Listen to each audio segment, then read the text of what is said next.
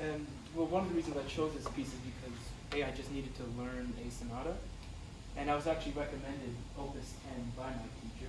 I listened to all of it, but I really liked number 2. Like all of the movements have like a rhythmic energy to them, even the second movement, which like there's some sections in it that like play with like where the downbeat is. Like there's moments where it'll have a sforzando on the second beat instead of having a strong 2-beat place. Can you, what you just said, sit down and show them what you mean.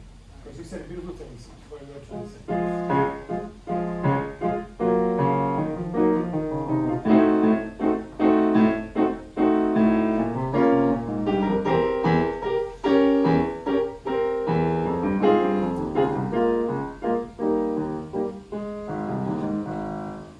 So this is what, say, tell them again. Oh, where he just plays with like the downbeat by not placing the strongest beat on the downbeat. Okay, that's a very good observation. Now, you said you needed to learn a sonata. Why? Honestly, What is a sonata?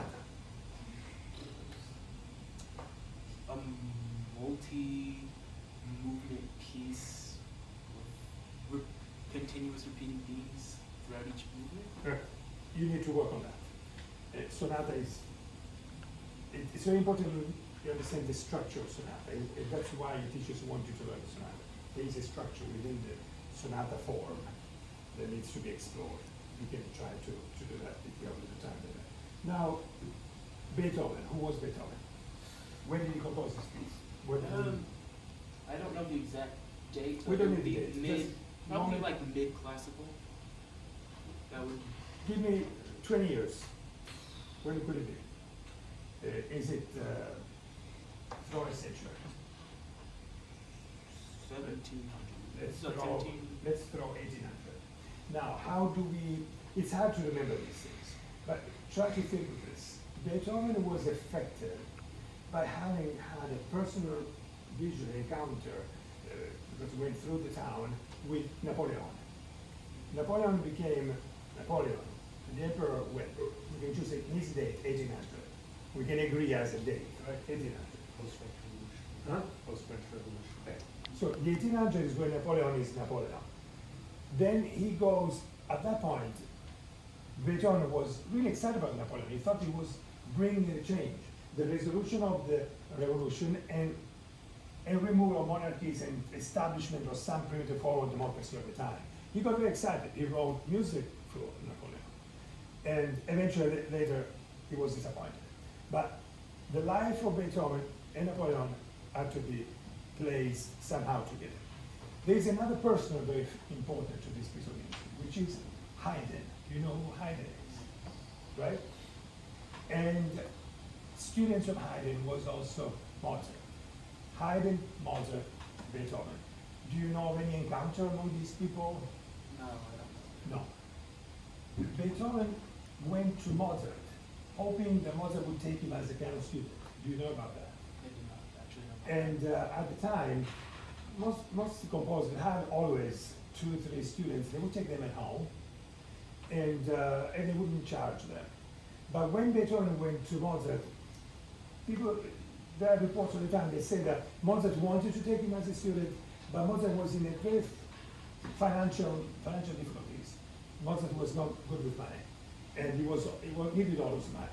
And Beethoven had no money; he couldn't pay for his university.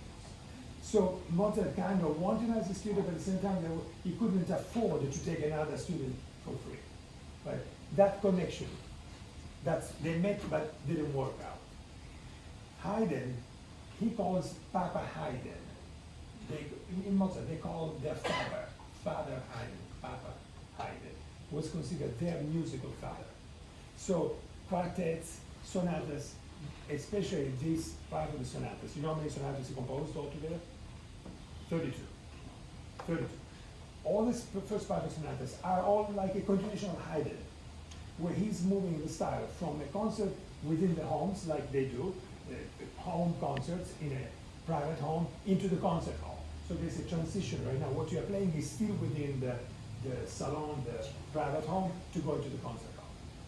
Another thing, Haydn, the teacher of Haydn was a Neapolitan composer, Nicola Porpora. Have you heard about it? Important to know that to understand the music of Haydn and the music. Another important thing, Haydn signed every work, every one of his composition with, at the end was glory be given to God. Every piece of music. So there is a spiritual connection to God for each one of those pieces.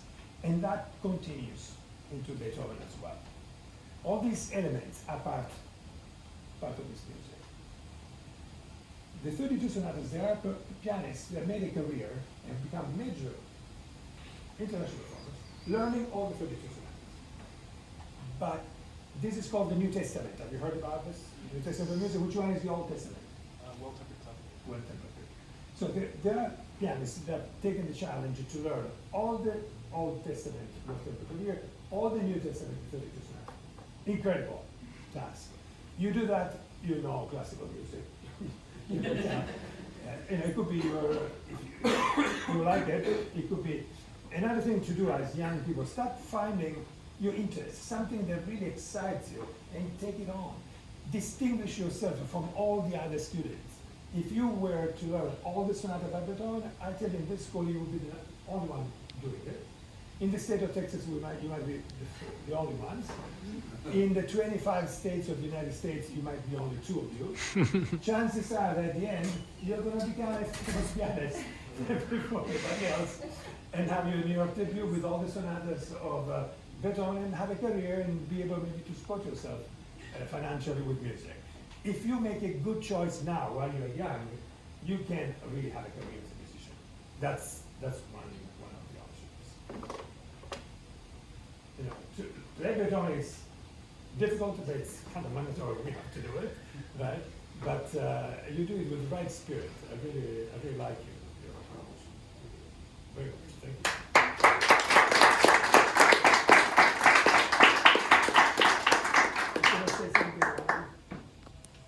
Is there anybody else? Anyone else? Can you talk really briefly? So I just read this biography on Mozart, and I loved it. It was by Swafford. He's a great biography.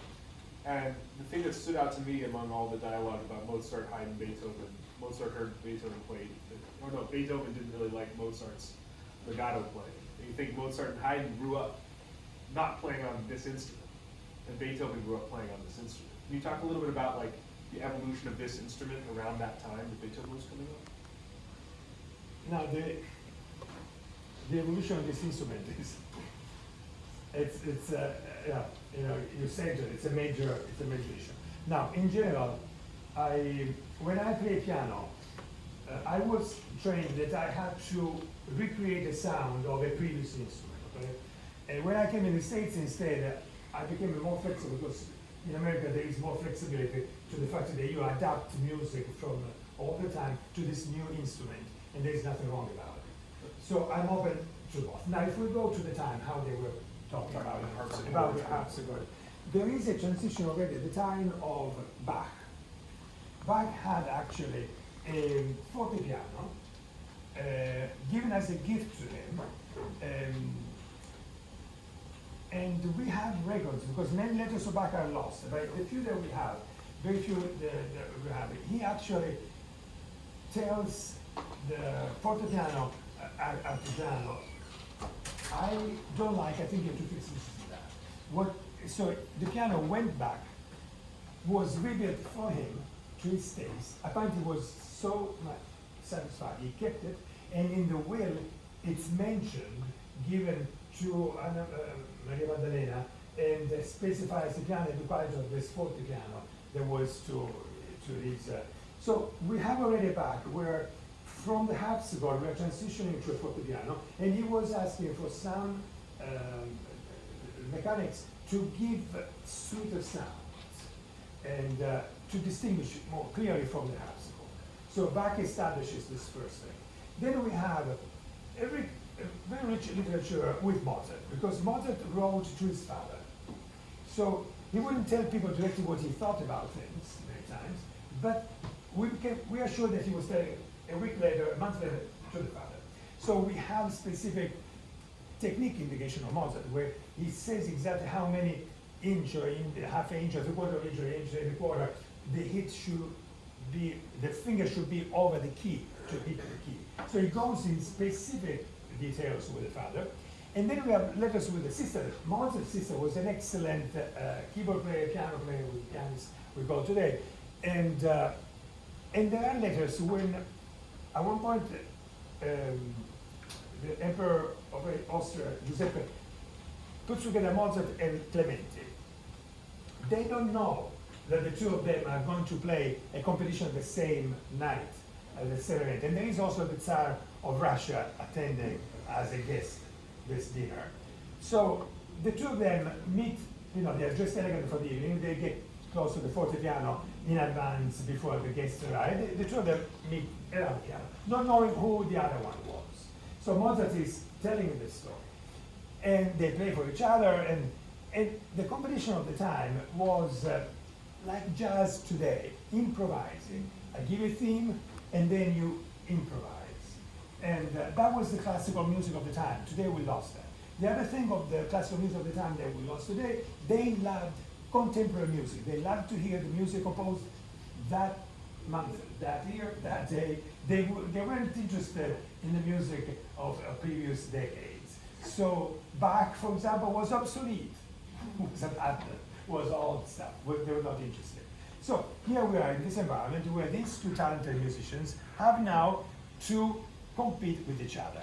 And the reward was like, I think there were 60 golden coins, or 30 or 60. They had to. So Mozart did not like competition. Mozart, for two reasons. One, he liked to win in everything. It was a spirit. And two, he was afraid to lose a job because, their livelihood was depended on the king in this, on the emperor in this case. If the emperor had chosen Clementi over Mozart, it would have been a disaster, right? So there was this tension also of survival between these personalities. We should put that into the equation. So we have this meeting between the two. They play.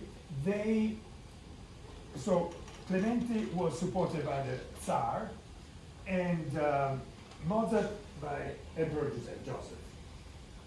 At the end, they split the money. So it's an equal win. Both the Tsar and the Emperor are happy. And they talk about the instrument. They're talking about the technical range at the time, the technical quality of the instrument, how happy they both were with this instrument, how evolved had the fortepiano arrived. What comes now are the letters after this meeting. Clementi writes, I met this super talented pianist. I loved him. Time over? Yes. Okay. We'll finish this idea. So you go. Yeah. And but Mozart writes to the father, it was this pianist, which we call him Italian, but he had, at the point, he had a great career in London. He worked for other reasons. In England, they're touring around Europe. But he was telling his sister, don't play the music by Clementi because the double thirds will toughen your fingers. You have a beautiful hand, you have beautiful technique, you have such a smooth way of playing that if you learn the music of Clementi, it will damage your technique. But technique referred again to the instrument, because the resistance of the keys was still connected to the Habsburgs, was a little harsher, and he was afraid that his sister would get tension. Thank you for that.